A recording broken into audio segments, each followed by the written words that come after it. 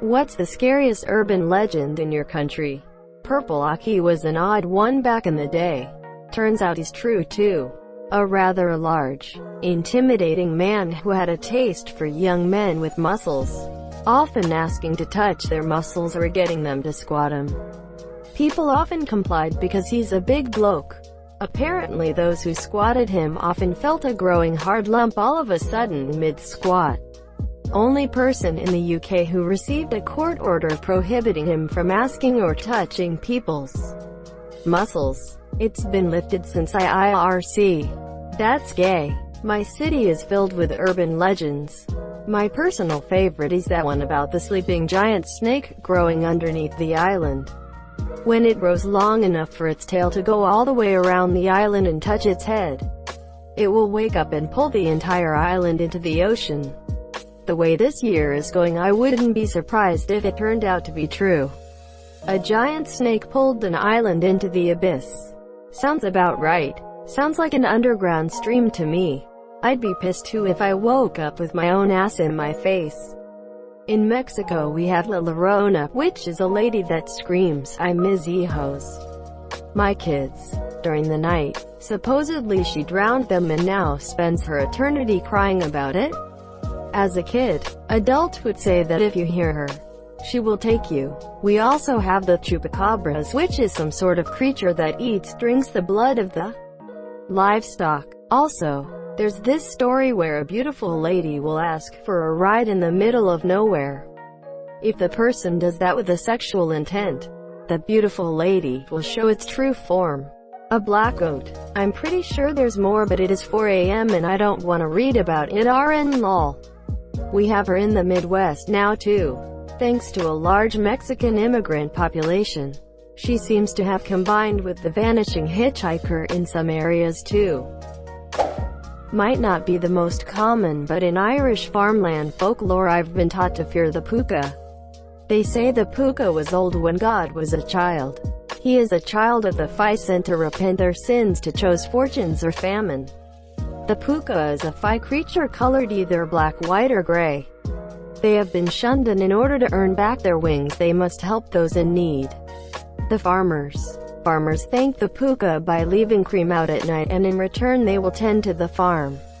But if the farmer tries to watch, see, catch or help the puka, the farm is cursed. Children are warned to sleep well at night, to make no noise or let the light in fear of starting the puka. Worse stories talk of children sneaking out to see the puka and being caught and dragged back to their den, never to be seen again, and bringing a blood curse to the farm where the puka has had a taste of blood and will kill each night after until it itself is killed. This is not an urban legend, this is just a sage that started out nice then got horrifying. I remember getting told about a waka canoe full of dog-headed people. New Zealanders, please help me remember. I can't find it on Google. In the USA we have lots of them. The one that scares me most is the skinwalker. It's even more scary when you read the stories from Skinwalker Ranch and people who claim to have seen one. That can piss right off. Even the name is like dragging a fork across a plate. When I think of these I imagine the Wendigo from the game Until Dawn. Ooh, Wendigos freak me out too. The famous creepypasta story called The Rake was based off them, and seeing all the pictures of the rake on Google scares me so bad. Might have to give it a read. I'm not huge into creepypasta stuff, but the one I did read on the Diet Log Pass incident really bothers me. An Australian here. Drop bears are said to be small koalas that carry knives and live in trees. So, koalas on crack? Well yes, but actually worse. Sentient koalas on steroids and crack and with knives. Right, it can't get worse. There's so much shit in America that it's hard to measure. If I was to say scariest near me, it would probably be Lake Lanier. Basically, there was this town in Georgia and the state wanted to release a dam or something to flood the area into a lake. The people were okay and agreed to move out, and they set up a new place on the outskirts. Well, rather than demolish everything and flooding, they just flooded it. So you have a town full of shops, houses, a roller coaster and a massive graveyard completely underwater. The lake itself is known to have an extremely high death toll, so it's kinda just a giant deadly body of water. The McDonald's ball pit. Scariest crap I ever saw. Asterisk asterisk spoons rattling asterisk asterisk. The Netherlands doesn't have a lot of scary urban legends. The most well-known one are wit weeven, which translate to white women, said to be old wise women, druids of the land, that after they died returned in ghostly form among the mist to take care of the land. Original positive and meaning. Most parents make them out to be evil women who take children in the mist. But between that and gnomes, I think wit weeven takes the scary prize. Depends on what you find scary in the United States realm of urban legends. Election night is the only urban legend I know. Scared the shit out of everyone. The legend of the creepy dentist who employs dwarven elves to pull her molars out without the benefit and aid local analgesic. I live in Ireland, and we have loads of urban legends. But my favorite is the Doulahan. He was the original headless horseman who carried his head in his arm. And he rode through all of the counties over and over. And when he stopped in a village or town, someone there was going to die. There is this historical fort in India named Bangar Fort, built in 17th century, is cursed till this day. This fort and area of Bangar is abandoned, even though fort's ruins are historical place. Indian government and Archaeological Survey of India has put law to not to enter in the fort between sunset and sunrise. It's illegal, and if person wants to enter it, they have to do it on their own risk. Nobody goes there after sunset. Rumors has it that entire fort come live in the night, just like in 17th century before it got cursed. You may find some videos on YouTube saying that they spend a night in fort, but the sources are not that trustworthy.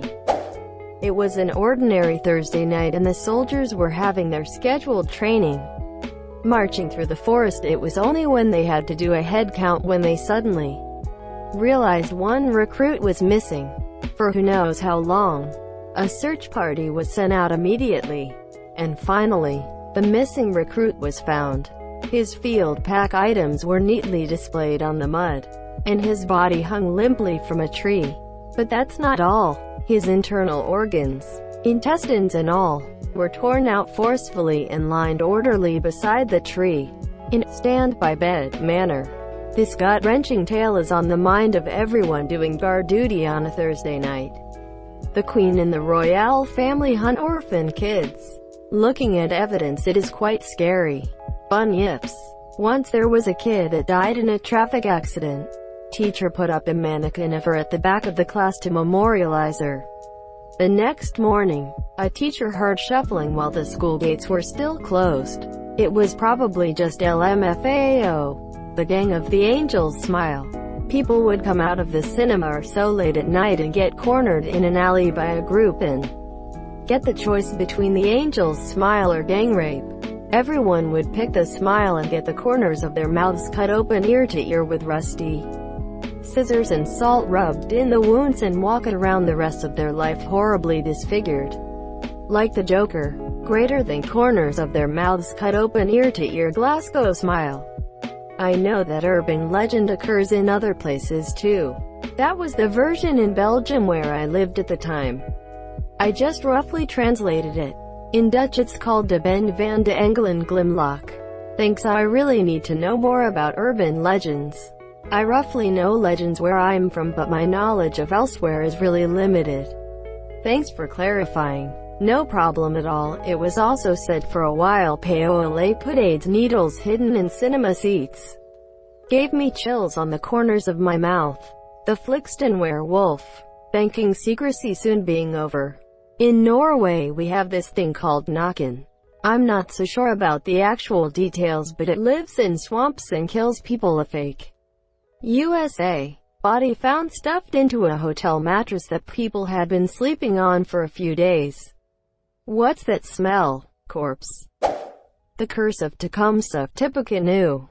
Supposedly, in the 1820s, an Indian battle took place, and toward the end of the battle, General William Henry Harrison looked into the eyes of the dying Indian chief who said, "Every president who is elected in a year that ends in a 0 will die in office before expiring years later."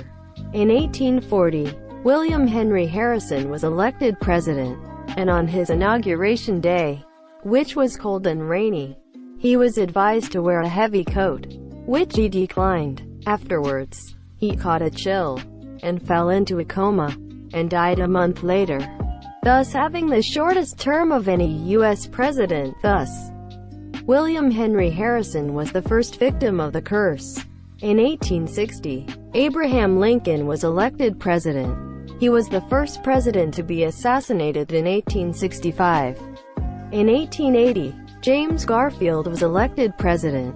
He was assassinated in 1881. In 1900, William McKinley was re-elected president. He was assassinated in 1901. In 1920, Warren Harding was elected president.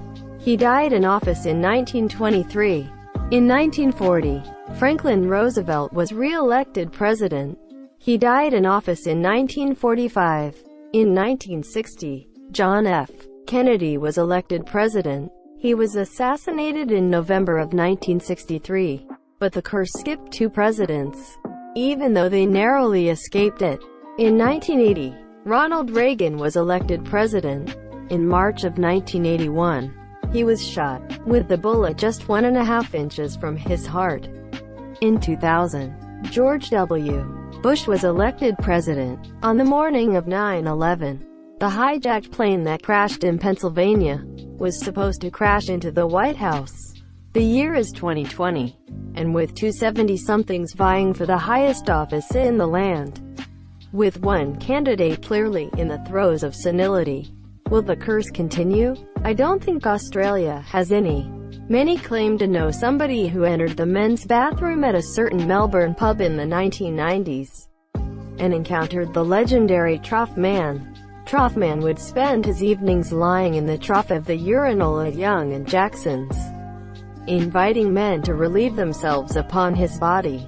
Some say he eventually drowned. Others say he moved to Bendigo. WTF. I find that hard to believe. Who would move to Bendigo? Ever heard of the Bunyip? I'm Australian and heard of him, but isn't it just an Australian Bigfoot? That's a yowie. Thank you so much for watching and have a good day.